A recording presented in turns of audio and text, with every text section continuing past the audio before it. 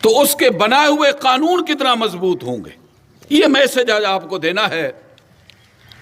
اللہ تعالیٰ نے ایک قانون بتایا ہے، ایمان سے بتایا اللہ کے بنائے ہوئے قانون میں کوئی خرابی ہو سکتی ہے؟ کوئی کمزوری ہو سکتی ہے؟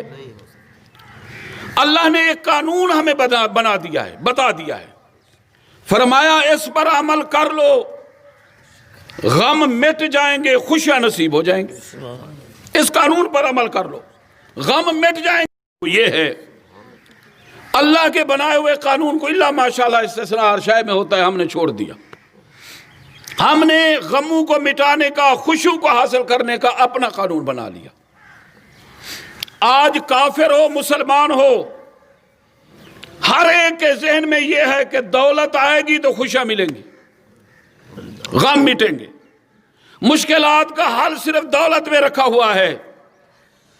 ارے بھائی یاد رکھو، دولت کے ملنے سے آج تک نہ کسی کو خوشی نصیب ہوئی ہے، نہ قیامت تک خوشی نصیب ہوگی۔ اگر خوشی انسان کو نصیب ہو سکتی ہے، غم مٹ سکتے ہیں، ایک ہی طریقہ ہے، غلام رسول بن جاؤ، دنیا میں بھی عزت ملے گی، مرنے کے بعد بھی عزت ملے گی۔ نعرہ تکبیر، اللہ اکبر، نعرہ رسالت، یا رسول اللہ، شان اولیاء، زندہ۔ قبلہ مفتی صاحب۔ ارے غلام رسول بن جاؤ، ایک ہی طریقہ ہے، غم مٹ جائیں گے، خوشیاں نصیب ہو جائیں گی۔ آئیے ذرا تاریخ کی طرف آپ کو لے چلو۔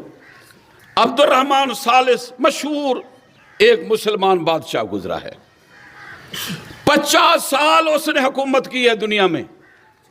جب اس سے ہزاروں مربع میل پہ حکومت کی، جب اس سے پوچھا گیا بتا تیری زندگی کیسے گزری ہے، کہنے لگا اللہ سے جو کچھ میں نے مانگا سب کچھ رب نے مجھے عطا کیا، لیکن ایک لمحہ کے لیے بھی مجھے خوشی نصیب نہیں ہوئی۔ وہ خود کہتا ہے، آن دا ریکارڈ بات موجود ہے۔ یہ دور نہ جائیں شاہ حسین، ابھی حال ہی چند سال ہوئے مرا ہے، چند سال ہوئے۔ اس نے اپنی سوانح حیات اپنے ہاتھ سے لکھی ہے اور وہ چھپ چکی ہے، مختلف زبانوں میں چھپ چکی ہے، عربی میں، انگلش میں، اردو میں بھی آ چکی ہے، مختلف زبانوں میں چھپ چکی ہے۔ اس کی سوانح حیات کو پڑھا جو عربی میں ہے۔ ایک جگہ پہ وہ لکھتا ہے کہ میں 42 سال حکمران رہا ہوں، میں نے اللہ سے جو کچھ مانگا میرے رب نے مجھے عطا کیا، لیکن افسوس یہ ہے کہ پورے 42 سال میں ایک لمحہ کے لیے مجھے خوشی نصیب نہیں ہوئی۔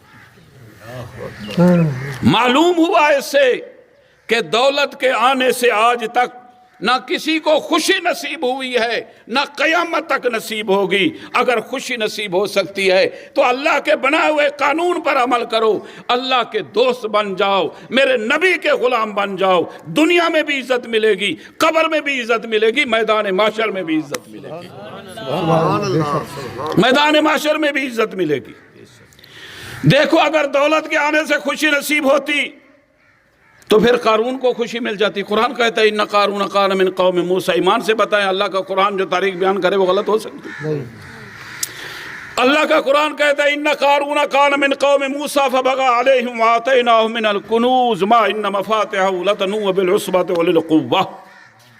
قارون کے پاس بڑی دولت تھی، علماء بیٹھے ہوئے پوچھے ان سے فَخَسَفْنَا بِهِ وَبِدَارِهِ الْأَرْضِ فَمَا كَانَ لَهُ مِنْ فِئَةٍ يَنْصُرُونَهُ مِنْ دُونِ اللَّهِ وَمَا كَانَ مِنَ الْمُنْتَصِرِينَ۔ دولت کے ہوتے ہوئے جب اس نے اللہ کا شکر نہیں ادا کیا تباہ و برباد ہو گیا۔ آج کل ہمارے لوگ کہتے ہیں جی اتنا بڑا ذمہ دار آ جائے، یہ نواب سرداروں کے پیچھے خوش آمدیں کرتے ہیں تو ہمیں ہماری زندگی آسان ہو جائے گی۔ ارے ذمہ دار سے بھی کسی کی زندگی آسان نہیں ہوتی۔ پڑھو اللہ کے قرآن کو، اللہ کیا فرماتا ہے لَقَدْ كَانَ لِسَبْإٍ فِي مَسْكَنِهِمْ آیَةٌ۔ کہہ دو اللہ کا قرآن ہے، سبحان اللہ۔ ایمان سے بتائیں اللہ تعالیٰ نے جو کچھ بتایا وہ حق اور سچ ہے یا نہیں ہے؟ حق ہے۔ وَتَمَّتْ كَلِمَةُ رَبِّكَ صِدْقًا وَعَدْلًا، میرے اللہ کی بتائی ہوئی بات کبھی جھوٹی نہیں ہو سکتی۔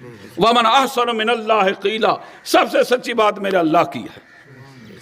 اللہ نے یہ واقعہ کیوں قوم سبا کا بیان کیا؟ کیا قرآن کوئی کہانیوں کی کتاب تو نہیں ہے نا بھائی؟